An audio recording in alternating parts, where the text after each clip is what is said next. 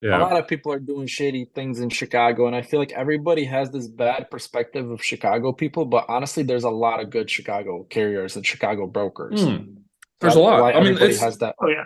it's the capital of trucking and brokerage, and so you're gonna have the good Yeah, and the but bad. every time you hear something about Chicago, it's always like, oh, you're gonna get screwed or this and that. Which I get it. There is a lot, but even I remember when I was leased onto a company, when I was switching, everybody's like, oh, when you go to Chicago, you're gonna get screwed. Your rates are gonna be cut, this and that. And I honestly went to one of the best companies that I could find, you know. So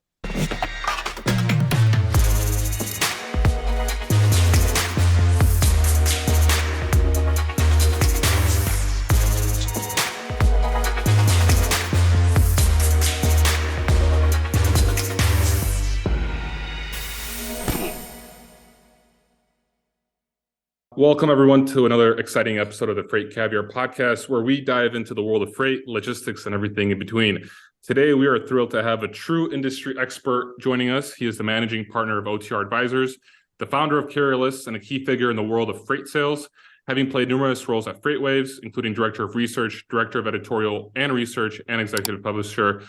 Not only that, but he is also the charismatic host of the popular freight sales show, Put That Coffee Down, where he shares valuable insights and engaging discussions with a wide range of guests, all focused on helping you increase your commission checks. Kevin, thanks for coming on. How are you today? I'm doing great. Thanks guys for inviting me on. I think this is going to be a fun, whether it's an hour, half hour, however long we go. It's going to be a fun conversation because it's always a fun conversation. I know with Paul and just met Bob, and we are going to have a good talk. And I think it's going to revolve a little bit around sales. And who doesn't like talking about sales? Definitely. Well, exactly. Yeah. Bob owning a trucking company, I used to be a freight broker. We have a lot of conversations about sales. Bob's definitely trying to get more sales for his trucking company. But Kevin, I do want to talk about CarrierLists because you did start CarrierLists. You ended up selling that to Highway. CarrierLists essentially was a platform where you had all this information on trucking companies, and brokerages would use that information to sell them loads, to find carriers for their contracted freight. A lot of carriers that don't maybe use DAT that often, and you're able to get that information. Can you tell us how that idea came about? How did you start CarrierList? How did you actually get that information, and how did the sale go about? Yeah, so it's interesting. I think I started in about 2016. I was a freight broker, and there's a lot of loads that I just didn't have a shot at because I couldn't find the capacity, right? Because you can go to load boards and find dry van, you can find flatbed. Now, finding tanker endorsed and non-hazmat van drivers and carriers, you're just never going to find on the load boards. And I had a really good opportunity. I think it was 3 loads a week, Dallas to Ohio, and it was in a bladder, right? It was not hazmat goods, but you needed a hazmat license or certification to carry that. And I just couldn't source it. And it was the straw that finally broke the camel's back. It's just like, I just need to go find out all the hazmat carriers and be done with this. And then it kind of grew into this idea of collecting information on fleets. And it's just really by carrier sales. The same methods that carrier salespeople use, except we weren't selling loads, we are just detailing the information. So what every director or sales manager, carrier ops manager in the freight brokerage world, they want all their people to collect this data as they're making calls. But you're doing deals, you're not collecting data.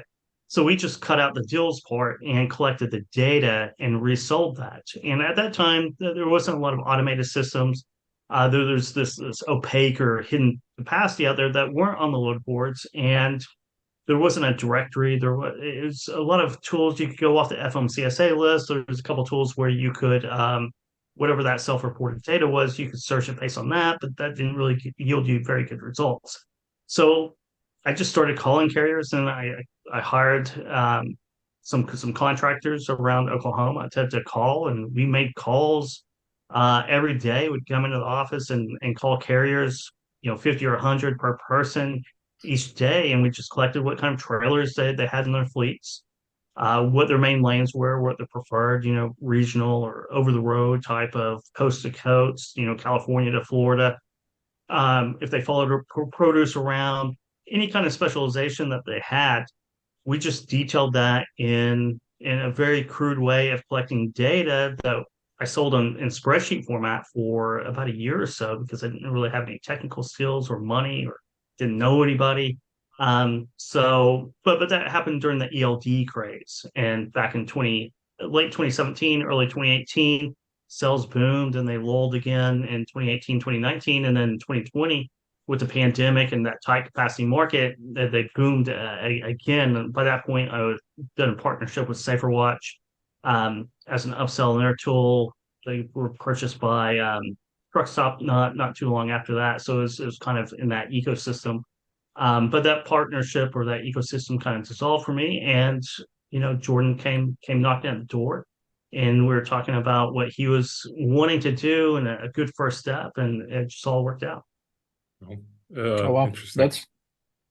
that's pretty awesome. So basically, when you started it, were you doing it as like a side gig, or was it just like you decided after you realized that? Did you decide to go all in for it, or were you just collecting the data on the side whenever you had time? I was collecting data on the side whenever I had time.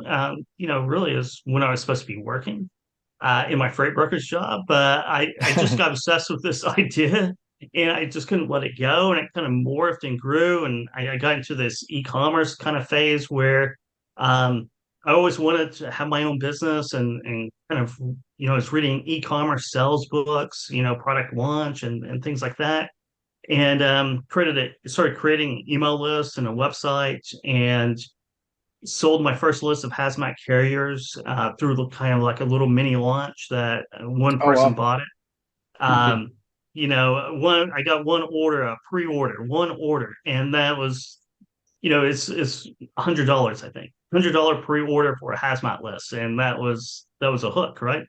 You make a sell, it doesn't Oh, really that was just matter. basically like some broker reaching out to you and saying, "Hey, we need hazmat carriers," and you're like, "Hey, I can sell you the information." What if they publish that information, or did you set some kind of clauses in there that like, "Hey, you can't publish this information on Google or whatever"?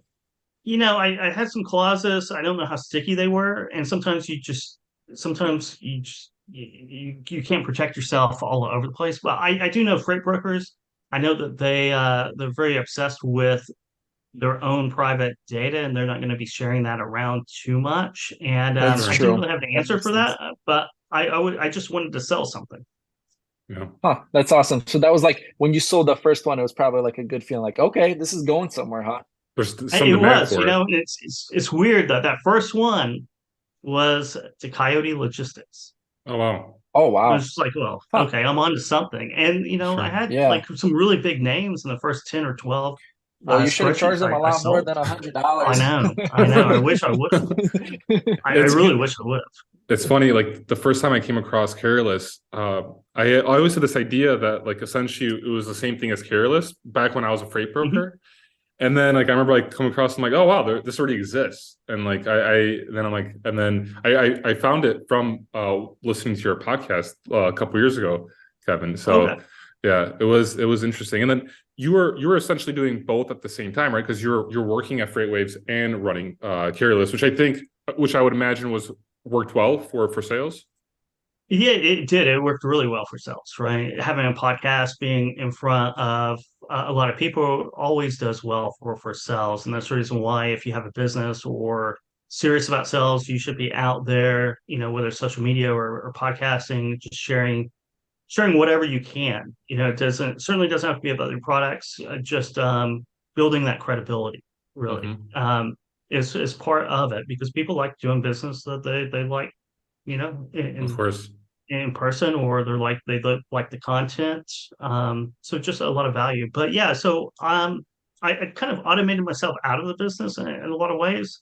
By the time I joined FreightWaves back in early 2019, so it became a side hustle, which helped me out tremendously because I was breaking even basically in early 2019. The market in 2019, it was kind of dead.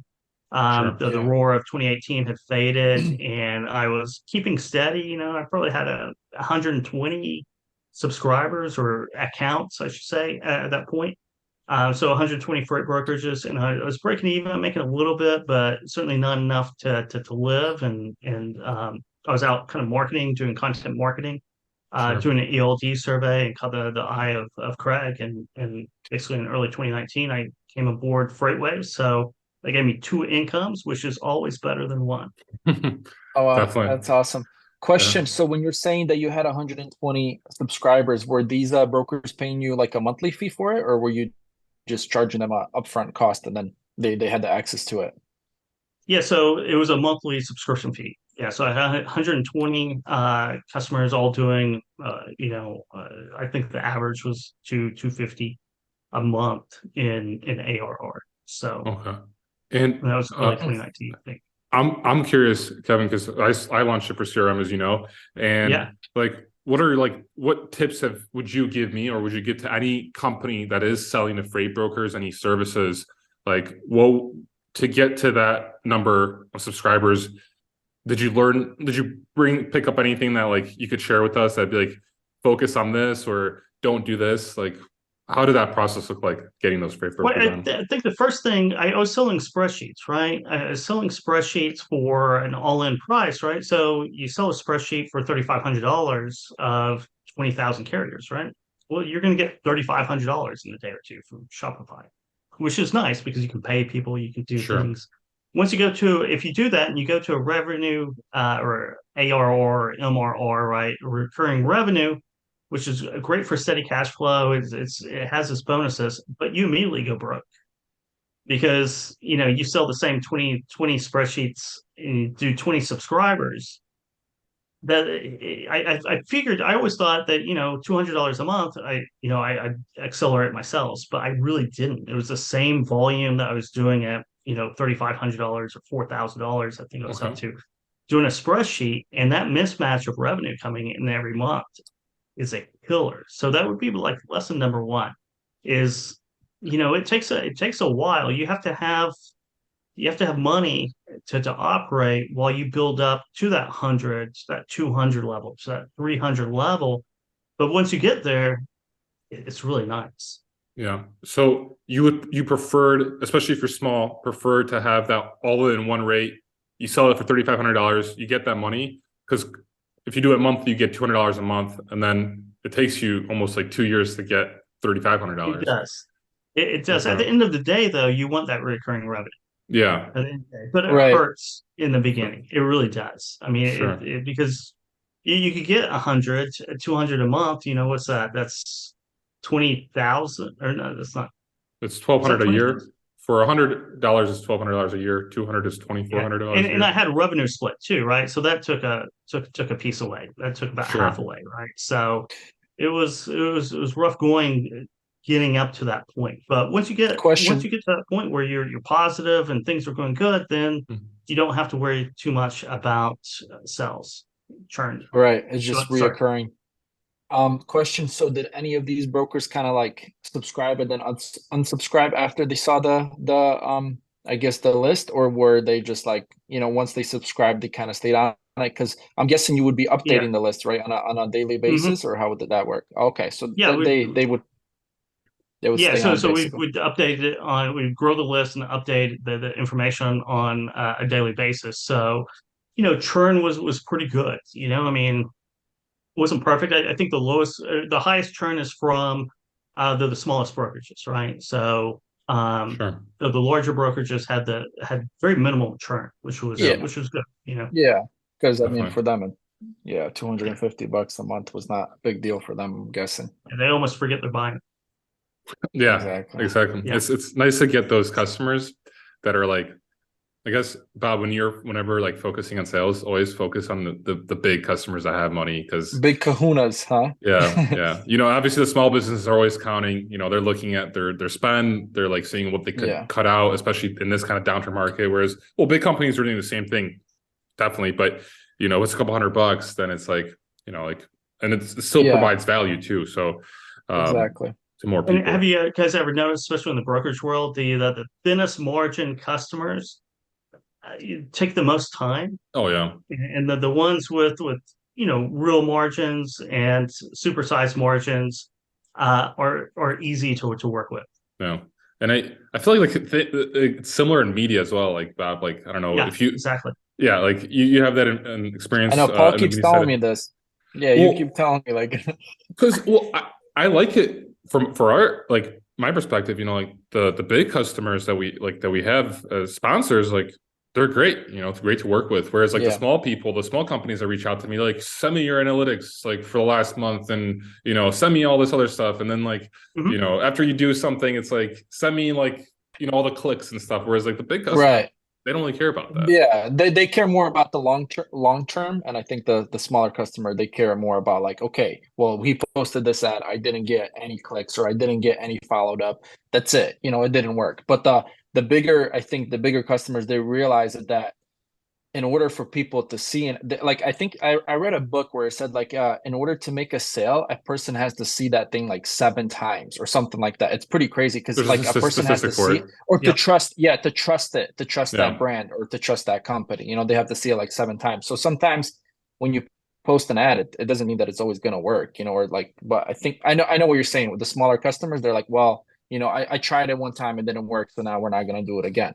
But the bigger ones, they kind of know it's like a long-term goal. So they have to have results today, right? They have to have quick yeah, results because they're spending money that is very valuable to them, right? So they need to see quick results. And I've been in that position too. But yeah, they want to see everything, that they're worried about everything, that the larger customers, they do have that vision, and it's part of probably a portfolio of things that they're doing, so that they can't So were concentrate you too reaching much out to time. were you reaching out to bigger customers in the beginning, or were you just reaching out to everybody like, And hey, I have this list? Or were you reaching out, or how was that were people process on top of that, Kevin? Like, were you cold calling? Were you just emailing people that you knew? How did that look like? Yeah, so I started out with cold calling and emailing people that you knew or that I knew, right? It's hard to find. You can get the FMCSA list of 30,000 freight brokers, and who knows how many of those are still operating. I have the newest file, and I was just playing around, and I wanted to see how many of these freight brokers just were registered with like a Gmail or Yahoo kind of free email address. And you go from about 30,000 to about 8,000 Oh, wow. that have real domains, real company domains in those. So you could be calling, just spinning your wheels, and it was just me calling. So there's no way I could get through a list of everybody, go research leads out and find this. So I right? built a tool, and I just, where I could grab through LinkedIn, grab a lot of email addresses and profiles and start these cold email campaigns. Probably not the best thing in the world, but it was effective.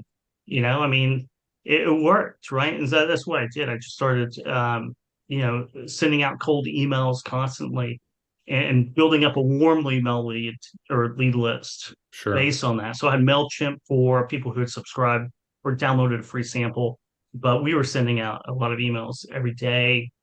Basically our open rates were fine, but our demo rate percentage wise wasn't that good, but it kept us all busy, and that's the most important thing. Definitely. That's good intel for me. I should do some of that. You should. You really should. I mean, it does actually work. Yeah. Bob is in the trenches with the trucking company, which like Bob likes it. Bob loves it. I wouldn't be able to operate that way. Yeah, it's stressful, but Paul keeps telling me to switch to social media full time, and to media in general, because Bob has a following of over 145,000 people on Instagram, and they're mostly truckers, trucking companies, freight brokers. Like, he has such a great audience on Instagram. It's unbelievable.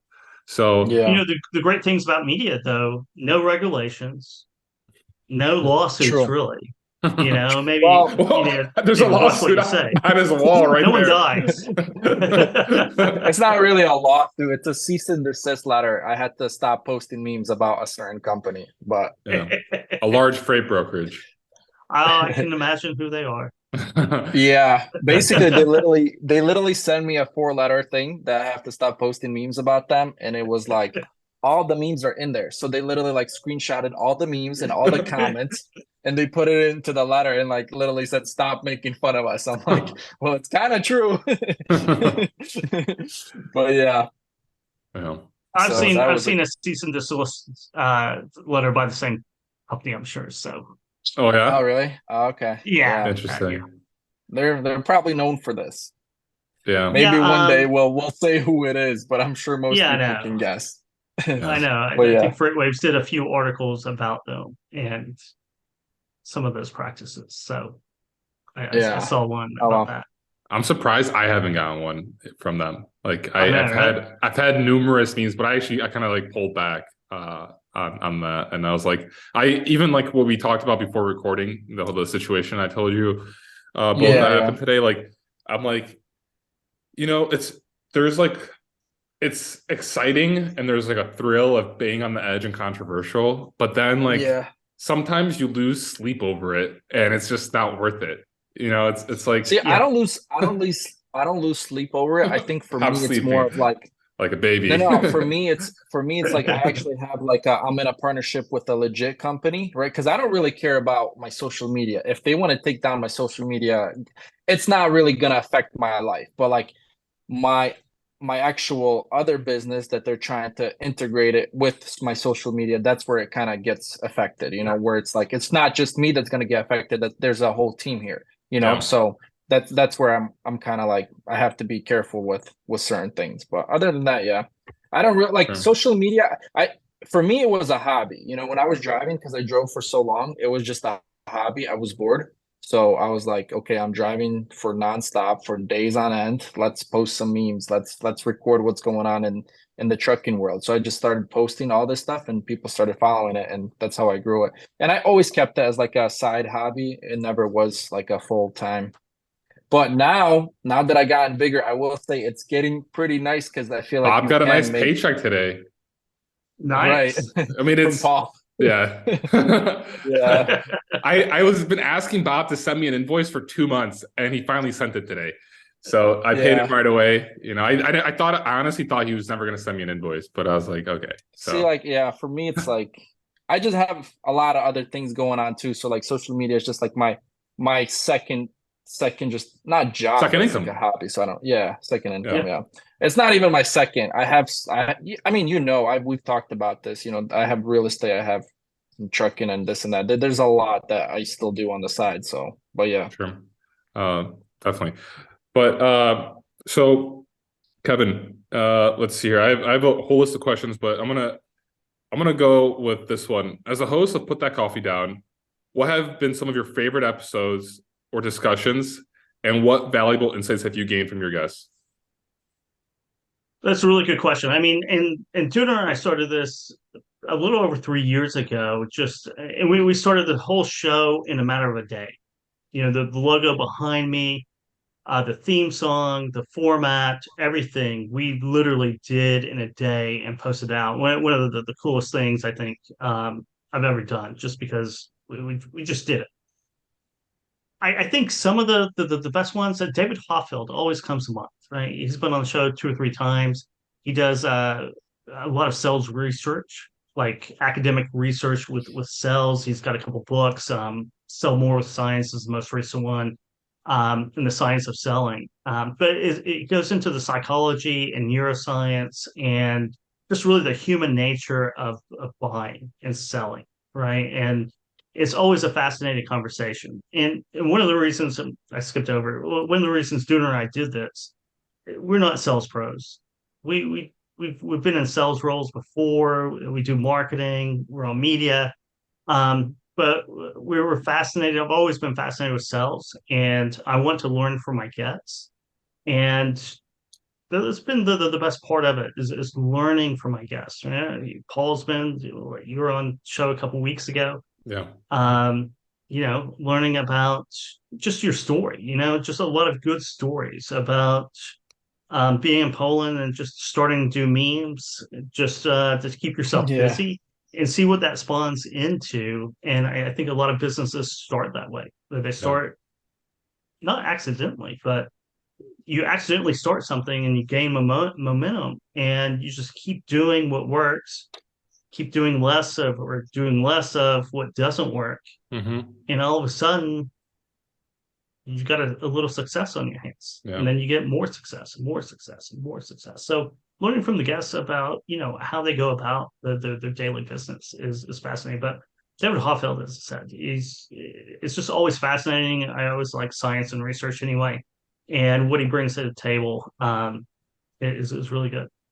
Interesting. Oh, well, that's Definitely. awesome. See, I Yeah. kind of see it the same way when we started our podcast. I mean, Paul has been talking about starting our podcast for a long time, and we've been going back and forth. And I'm like, I can't, because I feel like for me, when I thought about it, I'm like, I can't sit there and talk for an hour to somebody that I don't really know, because I feel like just the way my personality is, I'm kind of not that person. But now that we started doing it, what I really love about ours is like I actually learn like something new every single podcast Hmm. that we do. And I feel like that's what's actually like kind of motivating me a lot, because I'm like, oh wow, I actually learned something new. Like even right now, I didn't know that there was, somebody like created a list and sold it. I would have never even thought that existed. But you realize like there's so many different even business ideas and business things that people do, and it just, I don't know, it's pretty fascinating, the things It that is. people do. Yeah. Definitely. Number one is fascinating, and number two is doing a lot of podcasts and doing the show. And I think in 2020, was it 2020 or 2021, we really started. FreightWaves. Everyone in the office went home, and we commandeered the office space and turned it into a studio basically. And I was on TV like every day, and it was Oh, live, wow. right? And it really programmed me to, because at first, I have to know who I'm talking to. I have to do a lot of research. I have to, just in case I get stuck, write out questions. And me and Michael Vincent were doing a 1 hour show with two or three guests each time, and we had to keep on time and things like that, which Vincent never figured out. Um, a little shade at Vincent there. I love working with the guy. We had a lot of fun on that. But as time goes on and you put in spots, it made me such a better listener to where I can go do a podcast, or each week that I come down. Yeah, I I I engage in the conversation much more. I don't really think about what I want to say while someone's talking. I'm really listening better, which is helping me out in sales too. Definitely. That's awesome. How Yeah. often do you guys do your podcast right now? This one once a week. We do Once a live. week? It's on TV on FreightWaves TV, 12 p.m. Eastern time on Tuesdays, and then I'll usually do one or two a week, just audio only. I publish out. It's a little bit more relaxed. There might be a beer or two involved, kind of, just hashing things out, and I enjoy Yeah. that too. I enjoy the conversation without because when you do the TV show, it's 26 minutes, and you're trying to do five different things. It's a little bit easier out of the studio. When you have the studio, you have the cameras and the lights, and you have to follow the camera around, and maybe someone's talking in your ear. It gets pretty hectic, but it was fun. It was a lot of Sure. fun. Yeah. And So go ahead, Paul. well, I wanted to say what we kind of like were talking about earlier. So you started the CarrierLists, Kevin, and it kind of like it spiraled, just from being an Excel sheet to actually being a website.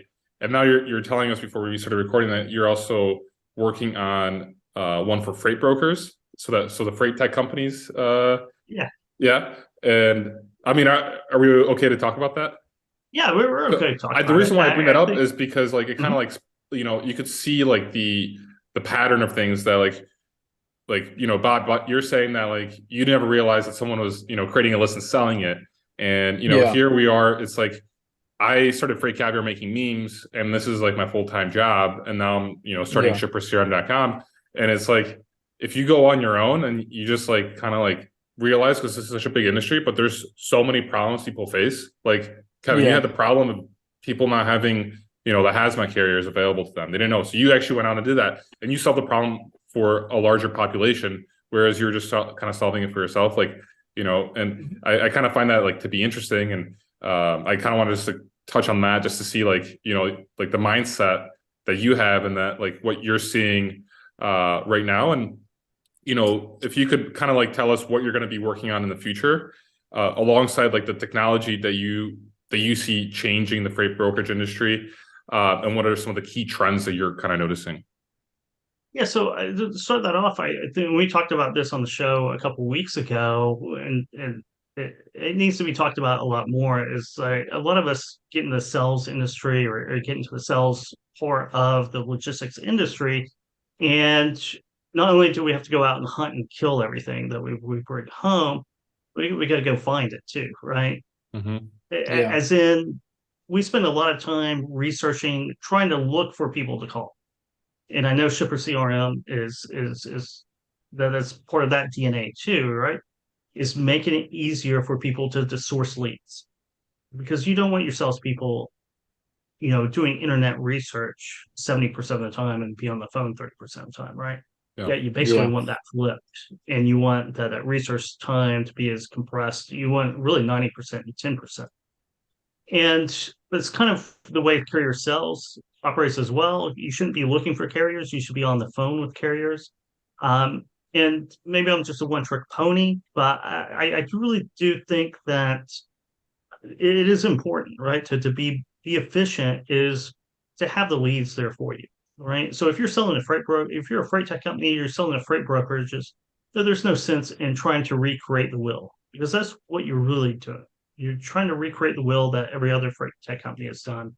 Finding contacts at freight brokerages that are decision makers, why not just have a master list or a master database of Yeah. that, where you can sort and search and do all kinds of things. And if it had, additional information about those freight brokerages, kind of what technology they use, or the status quo of their operations, to have that where you could buy it for a monthly charge, right? And just have that at your disposal. You're cutting out so much time. And I know Shipper CRM, right? You guys are doing that on the shipper side. You know, why go through the good? We've all done this, right? We've gone to an industrial park on Google Maps, and we found this company, and then we got to go find out who works there, and then you got to find their phone number and guess at their email and things like that. Yeah. It's just a waste of time. So there Yeah. should be data companies out there, providers who have all that information and some intelligence beyond that, for your salespeople just to go in and make calls, do that, say 30 minutes of research to find somebody, because it's that done in 30 seconds. And I think it's valuable. Yeah. I just had a great idea, actually. How about creating a list for double brokers? There's a list out there. There is, yes. Is there? Yeah. What's his name? Josh. No, what's his name from Sure Shot Logistics? He's pretty big. He blocked me on LinkedIn. He doesn't like me. So Did you really? Really? yeah, no, it's funny. We have a funny What? story. So like there is like this Polish lady who runs a trucking company in Chicago, or brokerage in Chicago.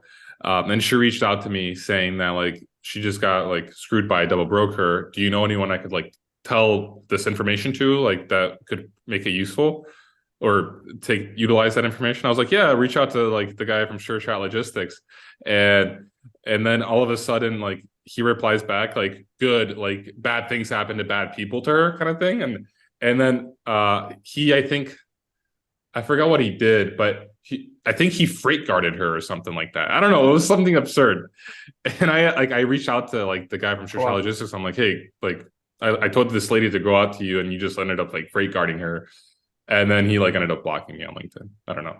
Because he thought that she was doing some shady things in Chicago, and he didn't like it. So it's Wow. Yeah, but a yeah. lot of people are doing shady things in Chicago, and I feel like everybody has this bad perspective of Chicago people, but honestly, there's a lot of good Chicago carriers and Chicago brokers. There's a lot. Why I mean, everybody has that. Oh, yeah. it's the capital of trucking and brokerage, and so you're gonna have the good Yeah, and but the every bad. time you hear something about Chicago, it's always like, oh, you're gonna get screwed or this and that, which I get it. There is a lot, but even I remember when I was leased onto a company, when I was switching, everybody's like, oh, when you go to Chicago, you're gonna get screwed, your rates are gonna be cut, this and that. And I honestly went to one of the best companies that I could find, So I don't know. But yeah, I know what you mean though. Yeah. Yeah. But yeah, so there is a list of Not as bad as brokers. Glendale, California, though. Glendale, California. Well, Yeah. yeah. They have the worst reputation ever, I think. Yeah, I yeah. know. I've been in trouble too many times with that city, So man. there, I actually was in yeah, so Glendale last year. But go ahead. So there's a list, but like, is that kind of how good is that list? Because there's got to be a different list than if he's doing that, if he's just blocking people left and right, somebody can just make another list and just Well, no, erase that whole thing. he has like all the like double brokers. Like people reach out to him because he's known as having a list. And like, if you reach out to him, I'm pretty I've never heard of them. you could reach out to him. He'll send it to you. Yeah, yeah. Oh, okay. Yeah.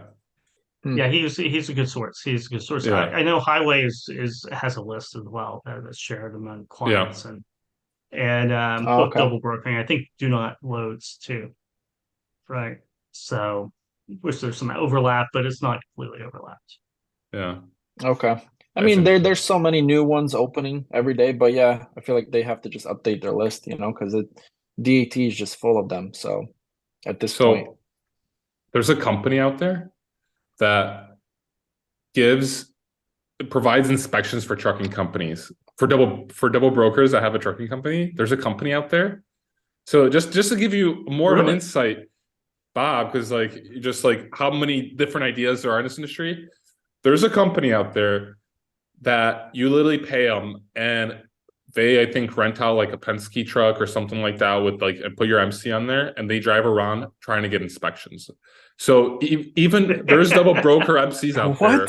Yeah, there's double broker MCs out there that have inspections because they hire this company. And like there's this whole system in place that dang. Yeah, it's no, I have a question for you. People spend people spend so much time on doing like shady things. I feel like if they spent all this time on actually running a legit business, they would be way more successful,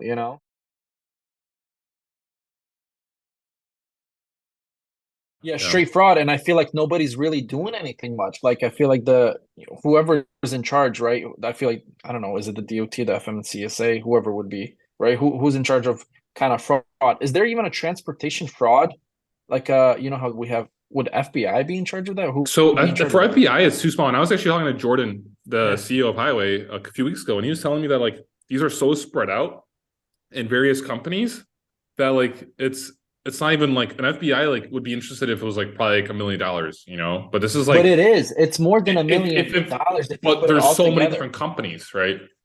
I mean, I was watching a thing on the CBS on YouTube, and they were doing a whole thing about rolling the speedometers on cars. Who's rolling speedometers on cars? And I guess that's a big thing. So the FBI did a whole investigation about that, but they can't do an investigation where there's actually like thousands of dollars getting stolen. So interesting enough, we're interviewing the CEO of TIA tomorrow, Anne, and this is going to be a good question for them because TIA is actually doing a lot. They're working, I think, with government agencies and like kind of spearheading that whole like movement to like get rid of brokers and stuff. Isn't it weird that it's so easy to steal identities in the transportation market because all you need is an MC number?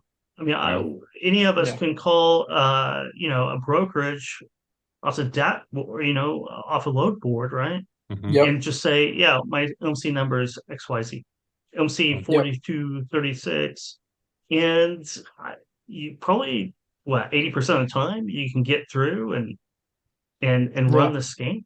Just the need crazy an email address and you get a packet real quick. If you ask carrier or truck or brokerage for a packet, you get a packet with seconds. You get all the company information on there. The craziest part is there was even crazier scams in the beginning when we just opened RMC. Somebody was running trucks under RMC. We didn't even know that. I get a call from a guy. He's like, "Hey, your truck is parked here illegally." I'm like, "Where's the truck?" And he's like, it was in Greensboro, North Carolina, which was like 3 hours away from me. I look at all my trucks and I'm like, I should not have a truck there. I'm like, I have no trucks there. And I'm telling him, he's like, no, it's got your signs on it. It's got your, MC number, your DOT number.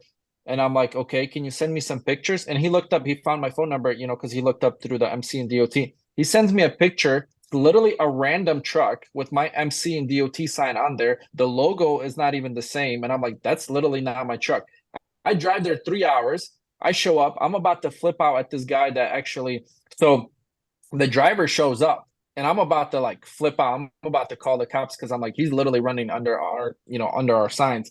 And I start talking to him and he's like, he starts telling me, he's like, bro, I'm so sorry. I didn't even know the company I leased onto. They screwed me. He did like 3 loads with them or like 2 weeks he was running with them. And basically they paid him a little bit.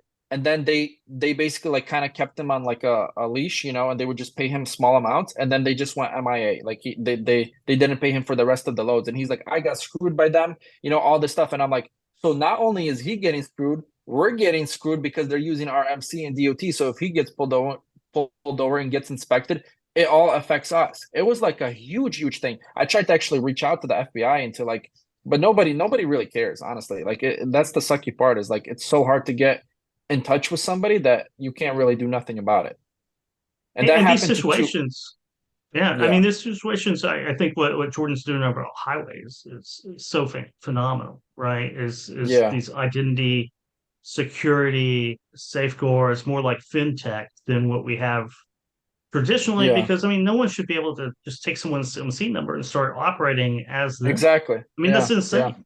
That's And then he yeah. would just get even after he would say he would pull into a way station, he put out of service and all that. The DOT wouldn't really care. Then you have to go fight them and explain like, hey, this was actually not my truck, and they would Yeah. be like, well, prove it, you know. And I don't even know how they register it. It was like out of Florida. They had these fake if the stickers taped on the doors. It was just a whole scam, and drivers fell for it because basically they would post ads on Facebook saying, you know, make $7,000 to $15,000 a week driving for us, blah blah blah. We have all Sure. these good loads, you know, and drivers would fall for that. They would send them a whole sign up packet. They would sign up, you know, not even check where their office is or not even go and talk to these people in real life, you know, and then they would just fall for it, drive for a couple weeks, get screwed, and then that's it. And the people would disappear. And they don't even know who they were dealing with. It was just a crazy There situation all the way has to around. be some kind of tool that like I guess identifies every person that's like in logistics. Like, for example, I go on, if I'm a broker, I have to log in through like a various system that identifies me or something. Because this is just like getting out of hand. Because I don't even know how to stop something like that from happening. Like from what happened to you, Bob. We didn't either. Yeah, we Like literally did not know what to do either. It was wild. that's insane. Well, we started reaching out. The only thing we did was we started reaching out to a lot of brokers and saying like, "Hey, there's some fraud going on. Like kind of somebody's using our MC." The craziest part was some brokers were really cool about it, and they would always call like the main office and confirm if that's our truck, you know, if that's our driver, if that's our Yeah. dispatcher actually booking these loads. Some brokers would literally just block us. As soon as they hear fraud, they don't want to even work with you, you know? So they're like, so then you reach out to them saying you're trying to inform them not to work, you know, with just to check, like, hey, can you call our office? Just check if that's our dispatcher booking it. And they would not even care. They're like, oh, there's a fraud thing on your thing. We're not going to work with you. And they just hang up on you. And I was like, are you freaking kidding me? So it Wow. would actually be a bad thing on you, you know, like a bad Mhm. effect on the company. But yeah, it was wild what we were dealing with, especially in the beginning, because we were so new to everything and we didn't even know, you know, like that can happen. But yeah. That's crazy. That's why we need technology. And Kevin, are you working alongside Highway now still? Are you like advising them or have you like gone separate ways? You know, I guess you could call me an advisor, you call me a cheerleader, you could call me an investor, right? Okay. So, or a shareholder, right? Sure. So I think what they're doing is phenomenal and taking care of some of these situations, or at least making it much more difficult, right? Because Jordan's taking this fintech type of security and identity tools and applying them to the trucking industry, right? Because you sign into a bank, Sure. you go through all these trap doors, you have to prove yourself, and this is hopefully coming to the scaling out very quickly to the trucking world. Because I mean, again, you take anyone's MC number, Yeah. Right. and do whatever you want to, and by the time you've done the damage by the time anyone figures it out, and it's a publicly available number that you don't really need anything above and beyond that to start screwing Yeah. anybody. It's crazy. I Yeah. got an email actually from Highway, and it says, "Hello, your broker Axel Logistics is activating Highway as its carrier onboarding and insurance monitoring provider. We do not have your COI on file and are requesting it at this time to avoid any delays Did you for just get you the during email this right now? transition." No, this was like a couple of days ago. I just searched it up Okay. in my email because I was Sure, just wondering sure. if it's the same thing, but it's Yeah. now it kind of makes sense. Now that we're Yeah. talking about it, I'm like, oh wow, that's see, because I Yeah. didn't even know who it was, or like I didn't really search it up, but that's pretty cool. Small world. So if Yeah. you go to Yeah. CarrierLists.com right now, it's gonna go to GoHighway.com, right? I'm pretty sure That is that's right. Yes. yeah, Yep. it redirects Oh there. well. Exactly. Yeah, yeah. Awesome. Yeah. Thanks for tuning in to the Daily Freight Caviar podcast. If you enjoyed the podcast, or if you didn't, Leave a review. Let me know what you think. I appreciate any feedback. If you'd like to have more Freight Caviar content, go to freightcaviar.com and subscribe to my email newsletter.